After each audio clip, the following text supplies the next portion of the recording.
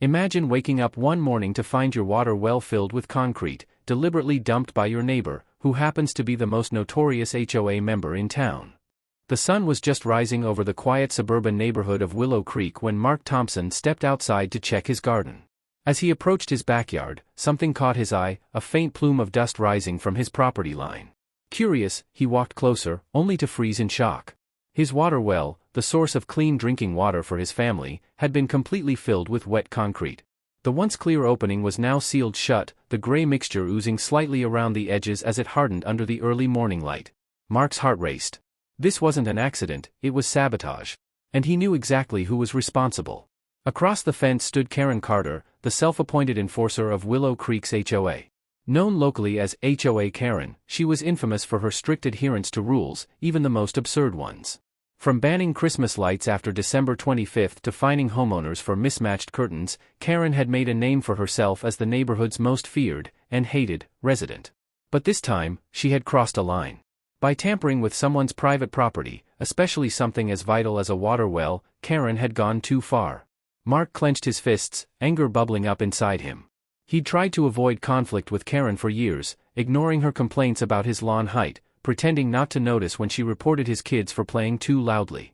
But this act of vandalism was unacceptable. It wasn't just about the inconvenience, it was about principle. How could anyone justify destroying another person's livelihood? As Mark stood there, staring at the ruined well, he felt a mix of frustration and determination. He couldn't let this stand. Not only for himself but for everyone else in Willow Creek who had suffered under Karen's tyranny. This was his chance to fight back, not just for revenge, but for justice. But how? Filing a complaint with the HOA wouldn't work, they were controlled by Karen herself. Calling the police might help, but what if they dismissed it as a petty dispute? No, he needed a plan, one that would ensure Karen paid for her actions while leaving no room for doubt or retaliation. That's when an idea struck him. A plan so perfect, so calculated, that it would turn Karen's own tactics against her. If she wanted to play dirty, he'd show her how the game was really played. Mark knew he couldn't let Karen get away with ruining his well, but he also knew she wouldn't stop there. So he decided to play her game, using her own methods against her. The moment Mark realized that Karen had dumped concrete into his well, he knew he needed to act fast. But instead of reacting impulsively, he took a deep breath and stepped back to assess the situation. He wasn't just angry, he was determined to make this right, not only for himself but for everyone in Willow Creek who had suffered under Karen's reign of petty rules and intimidation. First, he called a local contractor to assess the damage.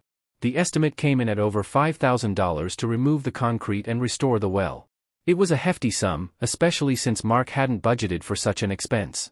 But he refused to let Karen win. Instead of panicking, he began formulating a plan, one that would ensure Karen faced real consequences for her actions. Mark grabbed his phone and started taking photos of the ruined well from every angle. He zoomed in on the wet concrete, capturing the texture and the way it had been carelessly poured. Then, he turned his camera toward Karen, who was still standing across the fence, arms crossed and smirking. "Enjoy your new swimming pool," she said sarcastically, her voice dripping with satisfaction. Mark didn't respond. Instead, he kept filming, making sure to capture her expression and body language. He knew these visuals would be crucial later on. Next, he called the police. When the officer arrived, Mark played the video footage for him, explaining the timeline of events. The officer listened intently, jotting down notes as Mark described how Karen had openly admitted to tampering with private property. By the end of the call, Mark felt a glimmer of hope. At least someone was taking this seriously. But Mark wasn't relying solely on the police. He knew Karen was slippery, someone who could twist any situation to her advantage. To ensure she couldn't wiggle out of this one, he decided to set up his own trap, a legal bait so clever that even Karen wouldn't see it coming. He contacted a lawyer specializing in property disputes and explained the situation. The lawyer advised him to file a formal complaint with the HOA board, documenting the incident in detail. But Mark had something else in mind. He wanted to use Karen's own tactics against her. Over the next few days, Mark began subtly altering his behavior. He started leaving subtle clues around his property, things like mismatched curtains, slightly overgrown hedges, and even a small sign that read, "For sale," though he had no intention of selling. These were minor infractions, nothing serious enough to warrant fines, but they were exactly the kind of things Karen loved to report. At first, Karen ignored them. She seemed too busy gloating over her victory with the well. But as the weeks went by, she couldn't resist. One day, she showed up at Mark's doorstep, clipboard in hand, demanding he fix the eyesore in his front yard. Mark smiled politely and invited her inside for coffee. While they sat at the kitchen table, Mark casually mentioned that he'd already filed a lawsuit against her for vandalizing his well. Karen's face froze, her eyes narrowing suspiciously. Mark continued, "I've got plenty of evidence, including video footage of you admitting what you did. But I'm willing to settle if you agree to drop all those petty complaints you've been filing against me." Karen hesitated, clearly caught off guard. She tried to bluff her way out, claiming she had no idea what he was talking about. But Mark wasn't backing down.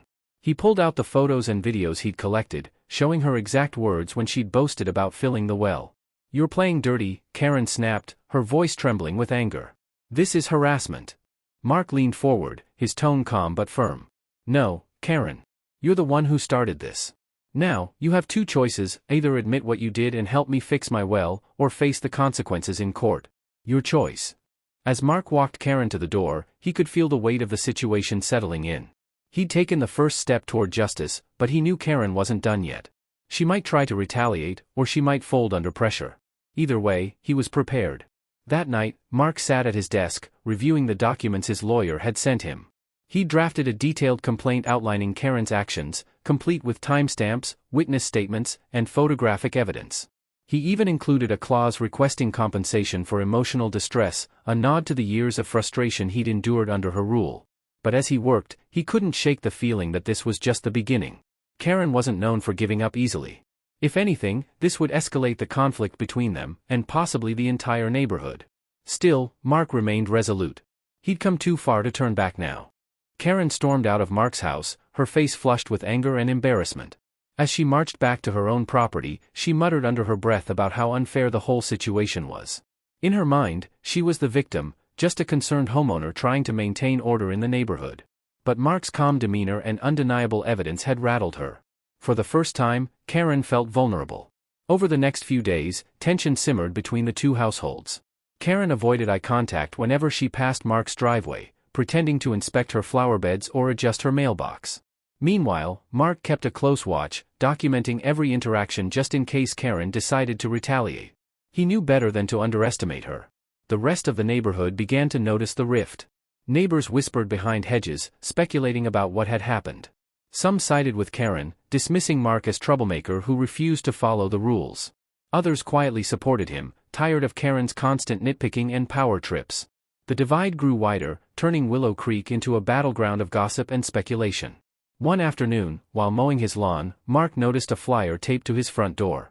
It was an official notice from the HOA board, a summons to attend a meeting to discuss ongoing violations of community guidelines.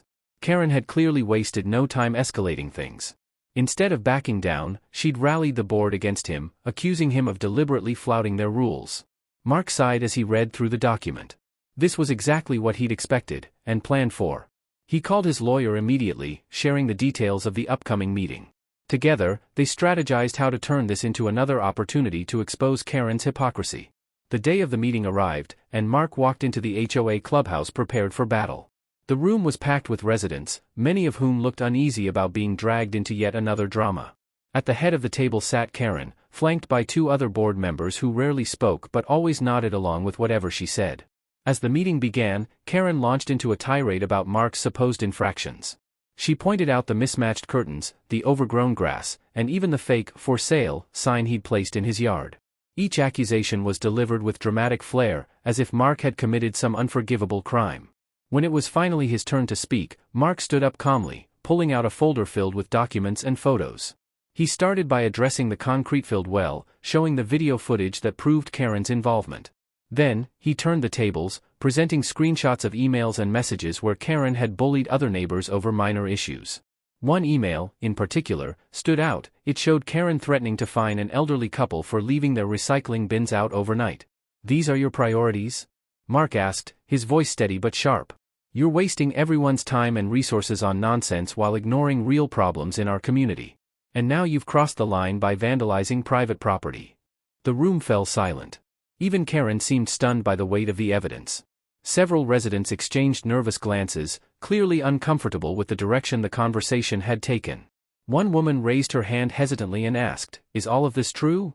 Before Karen could respond, another neighbor chimed in, sharing a story about how Karen had fined them for painting their mailbox a shade of blue that didn't match the approved palette.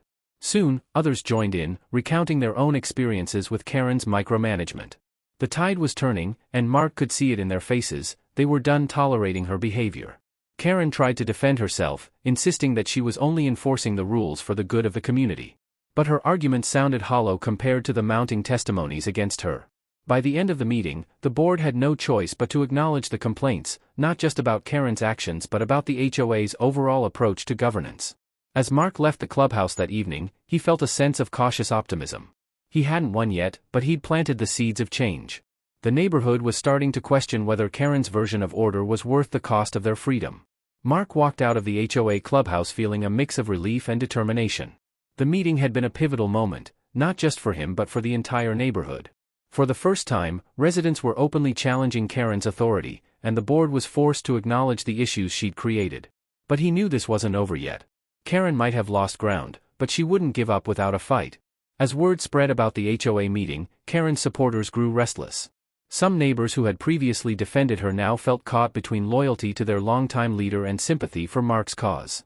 Others began to question whether they'd been too quick to dismiss Mark as a troublemaker. The tension in Willow Creek reached a boiling point, with whispers of division filling every corner of the neighborhood. Karen herself didn't take the backlash lying down. She started spreading rumors about Mark, claiming he was using the well incident as an excuse to stir up trouble. According to her version of events, he had deliberately left his property in disarray to provoke her into action, knowing it would backfire. She even hinted that his lawsuit was nothing more than a publicity stunt designed to make him look like a hero. But Mark wasn't fazed. He knew the truth would eventually come out, and he had plenty of evidence to support his claims. Instead of reacting to Karen's smear campaign, he focused on building alliances within the community. He started attending local events, block parties, school fundraisers, and even dog-walking meetups, to connect with neighbors one-on-one. His calm demeanor and willingness to listen earned him respect, especially among those who had suffered under Karen's rule. One evening, a resident named Sarah organized a public forum at the community center. Titled Reimagining Willow Creek, a conversation about HOA rules, the event drew a packed crowd eager to discuss the future of their neighborhood. Mark attended, prepared to share his experiences and advocate for reform. When it was his turn to speak, Mark stood up confidently, holding a folder filled with documents and photos. He began by acknowledging the good intentions behind HOAs, maintaining property values, fostering community spirit, and ensuring everyone followed basic guidelines. But then he shifted gears, addressing the flaws in Willow Creek's current system. Rules are important, he said, his voice steady. But when they're enforced arbitrarily or used to silence dissent, they lose their purpose. We've seen what happens when one person holds all the power. Their decisions become personal, not principled. He then shared his own story, starting with the concrete-filled well and moving through the HOA meeting. He showed the video footage of Karen admitting her actions, along with screenshots of her emails threatening other residents. Each revelation brought gasps from the audience, while Karen, who was also present, sat silently, her face flushed with anger. What we need is transparency, Mark continued. We need rules that protect homeowners, not punish them. And most importantly, we need leaders who prioritize fairness over control. By the end of his speech, the room erupted in applause. Even some of Karen's staunchest supporters nodded in agreement, realizing that change was necessary. The forum became a turning point, a moment where the community united behind the idea of reform. As winter gave way to spring, Mark noticed a profound change in Willow Creek. The once divided neighborhood was slowly coming together, united by a shared desire for fairness and transparency. The HOA board, now led by reform-minded members like Emily, worked tirelessly to rewrite outdated rules and foster a sense of community spirit. It wasn't perfect, change never happened overnight, but progress was undeniable. For Mark, the journey had been long and exhausting, but deeply rewarding. His lawsuit against Karen moved forward steadily, bolstered by overwhelming evidence and widespread support from neighbors who testified about her abusive tactics. In court, Karen struggled to defend herself as damning testimonies piled up. One after another, residents recounted how she'd fined them for trivial infractions or bullied them into compliance. By the time the judge delivered the verdict, it was clear that justice would prevail. Karen was ordered to pay for the full cost of repairing Mark's well, over $5,000, and issue a formal apology to him and the community. More importantly, the ruling set a legal precedent, ensuring that no homeowner could be targeted unfairly under the guise of enforcing HOA rules. For many residents, this marked the end of an era defined by fear and frustration. But for Mark, the victory wasn't just about money or vindication, it was about reclaiming his peace of mind. With the well restored and clean water flowing again, he felt a renewed sense of security. He spent weekends tending to his garden, planting flowers and vegetables that added color and life to his property. Neighbors often stopped by to chat, sharing stories of their own struggles and triumphs. Willow Creek was finally becoming the kind of place where people looked out for one another rather than policing each other. One sunny afternoon, Mark decided to host a small gathering in his backyard to celebrate the neighborhood's newfound unity.